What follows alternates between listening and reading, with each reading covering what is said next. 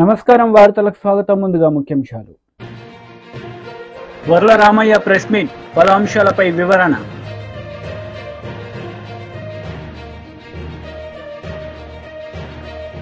YCP leader Merugu Nagarjuna press meet, పలు అంశాలపై వివరణ.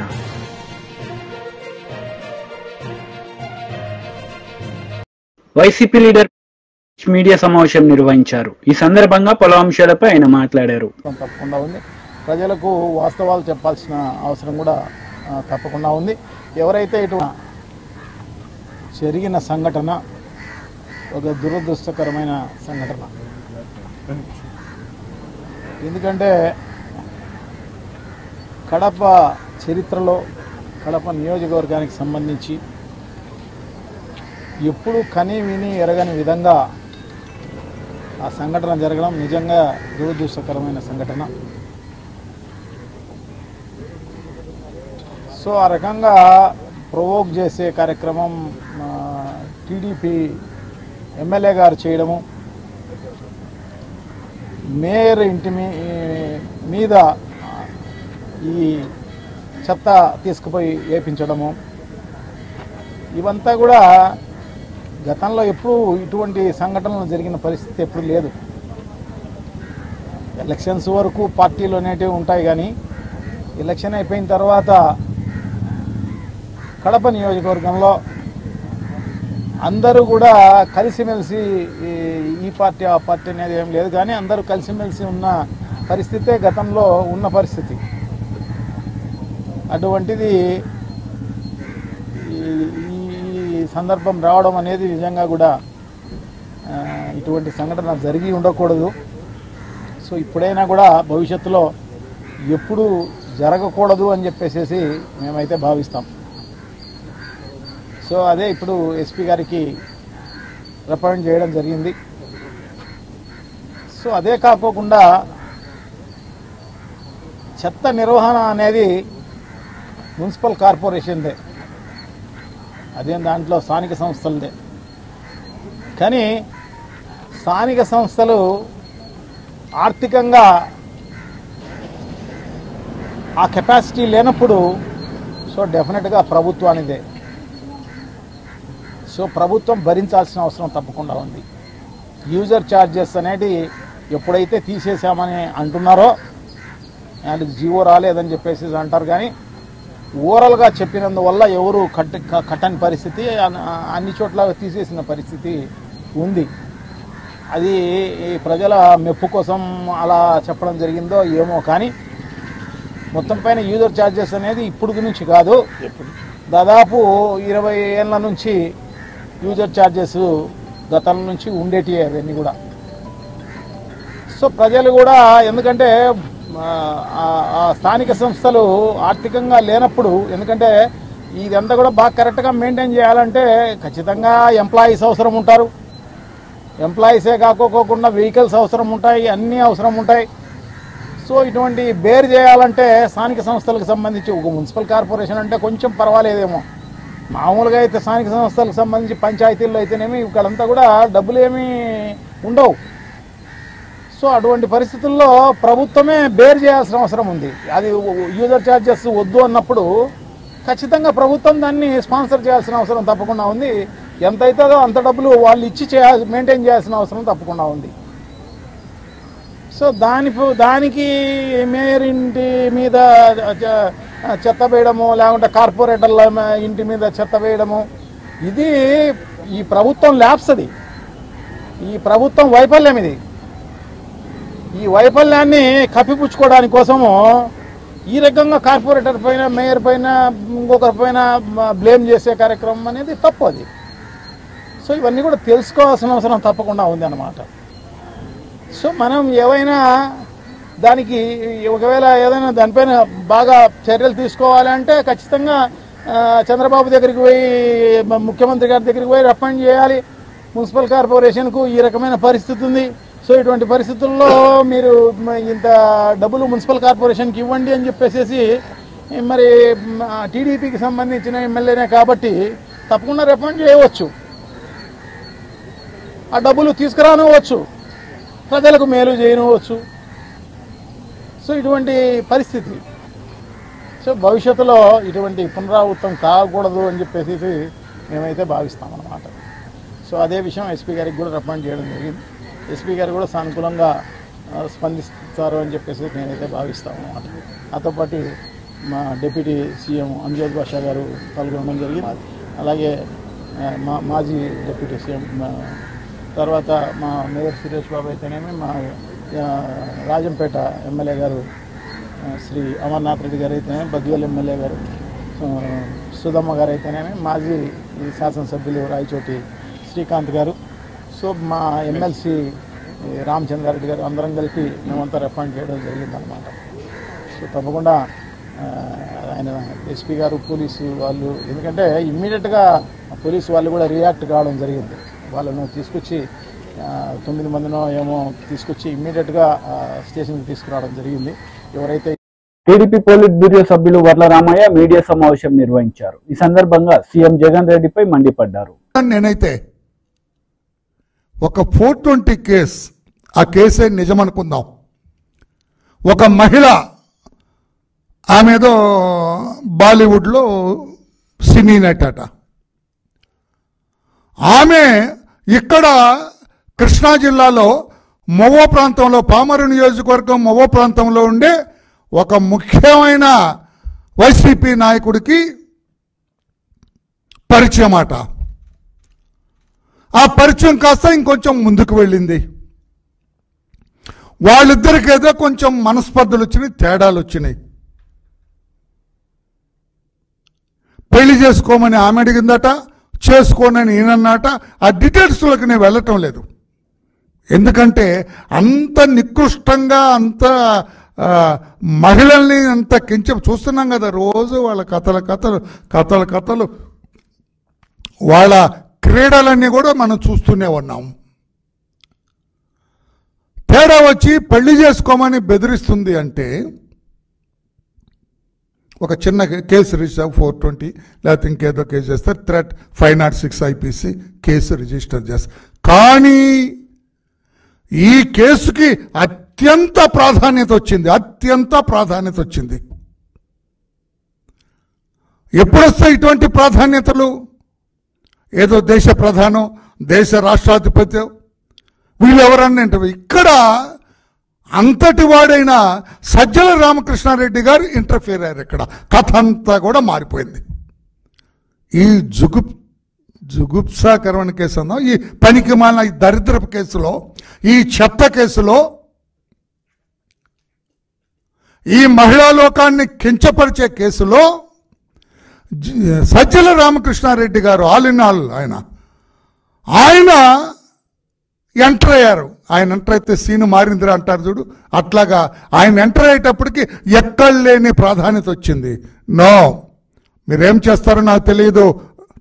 టాటా రాణా టాటా అప్పుడు కమిషనర్, పోలీస్ కమిషనర్ ఆయన. రాణా టాటా అంటే ఎవరు? అందరూ ఏదో టాటా బిర్లాల ఫ్యామిలీ కాదు, అది లోకల్ అట, ఇక్కడ ఈ ప్రాంతంలో. అతను ఆ కేసుని అత్యంత ప్రాముఖ్యత కలిగిన కేసులో అయ్యేటప్పుడు ఏదో కసబను పట్టుకోవటానికి ఆ రోజున నవంబర్ 26వ తారీఖున తాజ్ హోటల్ తగలబడితే వందలాది మంది కాల్చబడ్డారు కదా. ఆ కేసులో ముద్దాయిన కసబను పట్టుకోవటానికో, లేకపోతే ఐఎమ్ సారీ ఎక్స్ట్రీమిస్ట్ నాయకుడైన కొండపల్లి సీతారామయ్య గారిని పట్టుకోవటానికో వెళ్ళినట్లుగా విమానంలో వెళ్ళారట ఒక టీం ఆ అమ్మాయిని తీసుకురావటానికి. ఆ మహిళ, అది యాక్చువల్గా నాకు తెలిసి ఆ మహిళ ఫిర్యాదు అయి ఉండాలా, ఈ వైకాపా నాయకుడు ఇతను ముద్దాయి ఉండాలి ఆ కేసులో. పోలీసులు నిజంగా పనిచేస్తే మరి పోలీసు వ్యవస్థ తెలుసు కదా, 5 సంవత్సరాలు జగన్మోహన్ రెడ్డి గారు ఎలా వాడుకున్నారో, ఎలా ఆటలు ఆడుకున్నారో పోలీసు వ్యవస్థతోటి, ఎలా చెడుగుడు ఆడాడో పోలీసు వ్యవస్థతోటి మనకు తెలుసు కదా. విమానం వెళ్ళారటండి ఈ అమ్మాయిని పట్టుకురావటానికి, కసబను పట్టుకురావటానికి. ఏదో అంతర్జాతీయ బందిపోటు దొంగలు, టెర్రరిస్టులు, ఎక్స్ట్రీమిస్టులు పట్టుకోవటానికి కూడా అంత వేగంగా పరిగెత్తారు రాణా గారు కానీ వారి టీం కానీ. ఈ కేసులో పరిగెత్తారు, విమానం ఎక్కి వెళ్ళిపోయారట. ఒక సీనియర్ రిటైర్డ్ పోలీస్ ఆఫీసర్ పనిచేసి వరలరామయ్య గారు ఎటుపోతుందయా మీ పోలీసు సార్ క్షమించండి సార్, అది జగన్మోహన్ రెడ్డి గారి పోలీసు వ్యవస్థ సార్, చంద్రబాబు గారు ముఖ్యమంత్రిగా ఉన్న వ్యవస్థ కాదు సార్. చంద్రబాబు గారు ముఖ్యమంత్రిగా ఉంటే ఆ కేసు ఇలా ఉండదు సార్. ఆ అమ్మాయి కేసు పెడుతుంది, వీడిని తన్ని తీసుకెళ్లి లోపలేస్తాం. జగన్మోహన్ రెడ్డి గారు కాబట్టి రివర్స్ అయింది అది. ఆ అమ్మాయిని తీసుకొచ్చేటండి. మీరు కూడా ఉన్న నిజాలు కొంచెం నిర్భయంగా రాయండి సార్. చంద్రబాబు గారి ప్రభుత్వం కదా, మీకంటే ఫ్రీడమ్ స్వేచ్ఛ ఉంది కదా. ఆయనంటే జీవో 1 అని అదని ఇదని తీసుకొచ్చి మిమ్మల్ని కూడా ఇబ్బంది. కాంగ్రెస్ నేతలు మీడియా సమావేశం నిర్వహించారు. ఈ సందర్భంగా పలు అంశాలపై వారు మాట్లాడారు. जाहिर है इस देश की रीढ़ की हड्डी किसान है। जाहिर है कि जो किसान धरती का कलेजा फाड़कर अन्न उगाता है, उसको चिंता नहीं कि गर्मी हो, आंधी हो, पानी हो, बरसात हो, ओले हो, वो अन्न उगाता है, हमारा पेट पालता है। उस किसान को अगर बलात्कारी और हत्यारा कहा जाएगा तो आक्रोश होगा। और एक बात यह भी सच है कि किसान चाहे पंजाब का हो, चाहे हरियाणा का हो, चाहे उत्तर प्रदेश का हो, चाहे कर्नाटका का हो, यह असम्मान तो कोई नहीं सहेगा। तो आक्रोश बहुत हुआ और सवाल हुआ बीजेपी से कि क्या ये आपकी सांसद कह रही हैं या ये आपका आधिकारिक स्टैंड है? क्या आप भी आंदोलन करने वाले किसानों को, हक के लिए लड़ने वाले किसानों को हत्यारा और बलात्कारी बताते हैं? क्या यह आपकी सरकार का मत है? क्या यह आपका मत है? अपना स्टैंड क्लियर कीजिए। तो आज एक रेयर मूव में, क्योंकि हरियाणा का चुनाव भी पास में है और आगामी हार तो ऐसी है कि चुनाव टालने की मांग हो रही है। पता है कि 240 पर लाकर देश के मजदूर और किसानों ने सबक सिखाया है, अभी हरियाणा बिस्तर बोरिया बंधवाने वाला है। तो एक स्टेटमेंट आया भारतीय जनता पार्टी की ओर से जिसमें कहा गया कि किसान आंदोलन के परिप्रेक्ष्य में दिया गया बयान पार्टी का मत नहीं है, उनसे गहरी असहमति है इस बयान से और नीतिगत विषयों पर बोलने के लिए ना वो अधिकृत है, ना उनको अनुमति है और उनको निर्देशित किया गया है कि वो इस प्रकार के बयान भविष्य में ना दें।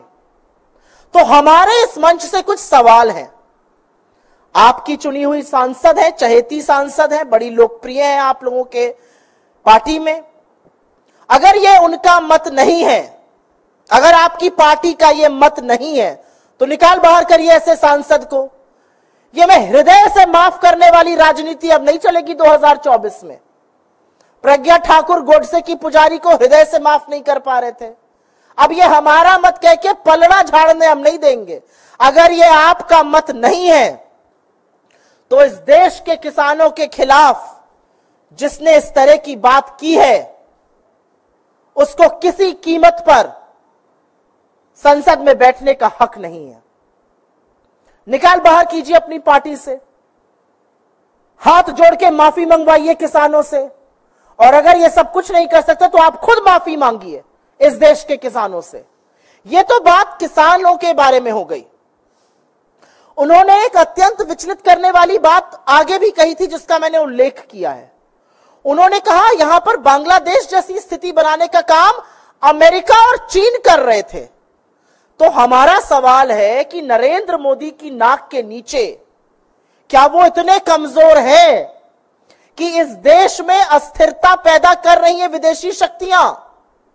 तो इस पर पार्टी तो नहीं बोल सकती है। इस देश के विदेश मंत्रालय को, इस देश के गृह मंत्रालय को इस पर जरूर बयान देना चाहिए, जरूर स्पष्टीकरण करना चाहिए, क्योंकि हम भी परेशान हैं।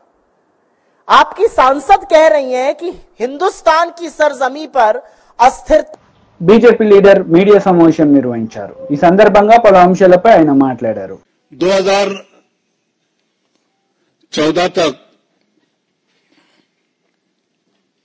चीन की कम्युनिस्ट पार्टी दुनिया के सबसे बड़ी राजनीतिक दल था। 2014 में जब भारतीय जनता पार्टी के 11 करोड़ सदस्य हुए, उसके पश्चात भारतीय जनता पार्टी ये दुनिया की सबसे बड़ी राजनीतिक पार्टी के नाते पहचानी गई। सदस्यता ये सिर्फ संपर्क का कार्यक्रम नहीं, तो देश की जनता तक पहुंचकर भारतीय जनता पार्टी के विचार उन तक पहुंचाना, भारतीय जनता पार्टी की सरकार ने जो काम किए हैं उसकी जानकारी जनता तक हम पहुंचाएंगे। 2 सितंबर को ये जो सदस्यता शुरू होगी वो 25 सितंबर तक उसका पहला चरण पूरा होगा। पहले चरण की सदस्यता का विश्लेषण करने के बाद 1 अक्टूबर से 15 अक्टूबर का दूसरा चरण सदस्यता का शुरू होगा।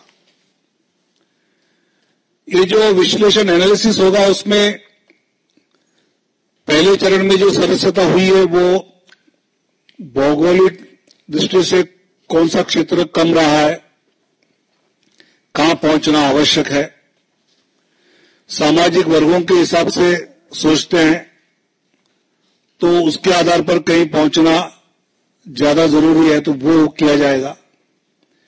कई प्रदेशों में जहां ट्राइबल एरिया, पहाड़ी एरिया है,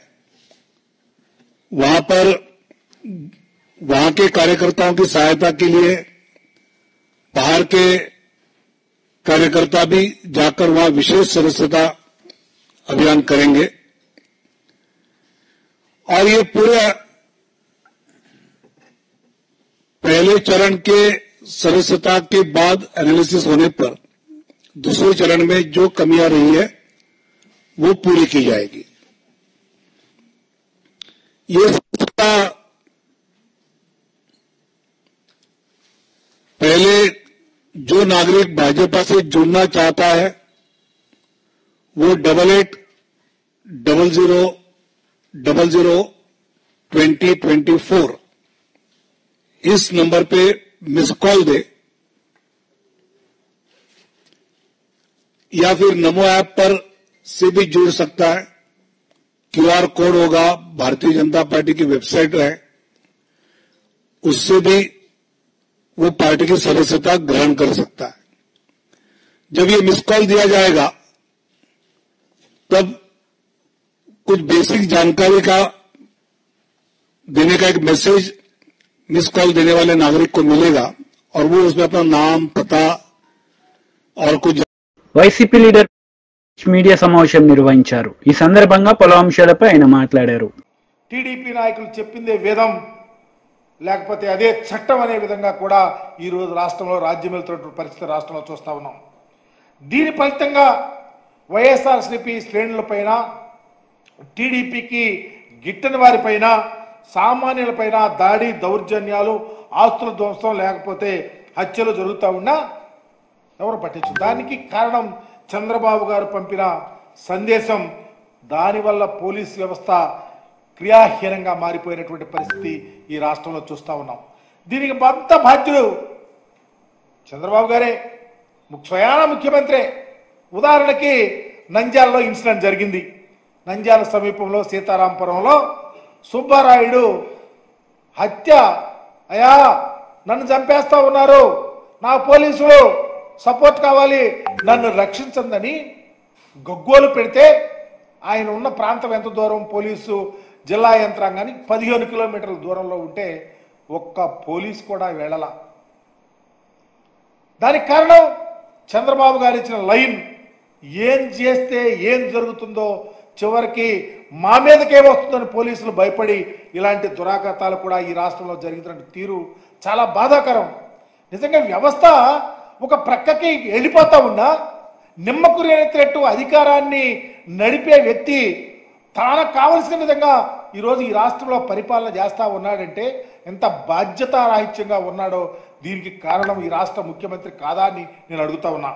నేను ఇలాంటి చంద్రబాబు నాయుడు గారు ఇలా తప్పుడు సంకేతాలు, తన మాట వినని ఐఏఎస్ ఐపీఎస్ అధికారుల మీద వాళ్ళ ప్లాన్ ప్రకారం వారిని బ్యాట్ చేస్తూ భయభ్రాంతులు చేస్తున్న తీరు ఈ రాష్ట్రంలో కాదు, నిజంగా దేశంలో ఉన్నటువంటి ఈ పోలీసు ఐఏఎస్ ఐపీఎస్ అధికారుల వ్యవస్థకు కళంకితమయ్యే పరిస్థితి వస్తూ ఉంది. దానికి హాజ్యుడు చంద్రబాబు నాయుడు గారు అని చెప్పడానికి ఏమాత్రము వెనుకాల్సి ఈ విధంగా చేయటం వల్ల, ఈ విధంగా వ్యవస్థ నడటం వల్ల ఈ రాష్ట్రంలో రాజకీయ కక్షలతో ఒక ప్రక్క తలలు తెగిపడుతున్నా, మానభంగాలు జరుగుతూ ఉన్నా, ఏం జరుగుతూ ఉన్నా ఈ రాష్ట్రంలో నిమ్మకి నీరెత్తినట్టు వ్యవస్థలు ఆగిపోయి కళ్ళు లేని కబోజుల్లాగా ఉంటే ఈ విధంగా ఏమనుకోవాలి? చివరికి ప్రజలను రక్షించాల్సినటువంటి పోలీసులే ఈరోజు తమకు తాను రక్షించుకోవటానికి చివరికి ఆత్మరక్షణలోకి వెళ్ళిపోయారంటే దీనికి బాధ్యత చంద్రబాబు గారి యొక్క ఆలోచన సరళి, ఆయన పరిపాలన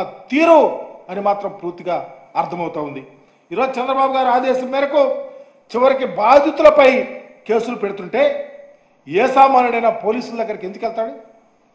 పోలీసుల వల్ల మాకు న్యాయం జరిగిద్ది, పోలీసులు మాకు అండగా ఉంటారు, మాకు రక్షణ ఉంది అని చెప్పుకోవటానికి ఎక్కడ అవకాశం ఉంది? దాడులు, అఘాయిత్యాలు, అమానుషాలు, వెలివేతలు వీటన్నిటికీ కారణంగా చంద్రబాబు ప్రభుత్వం, చంద్రబాబు గారు నడుపుతా ఉన్నారే.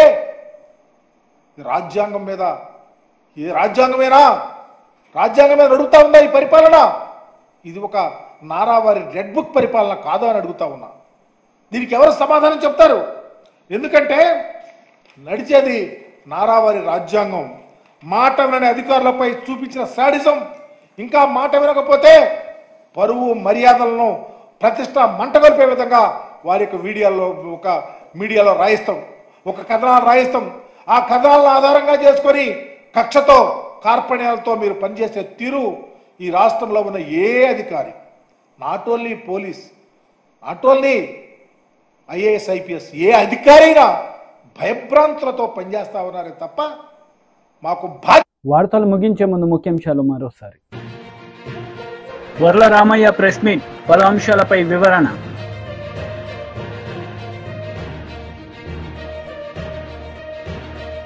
YCP leader Merugu Nagarjuna press meet, పలు అంశాలపై వివరణ.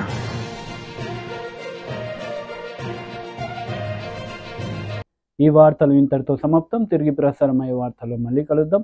అంతవరకు సెలవు. నమస్తే.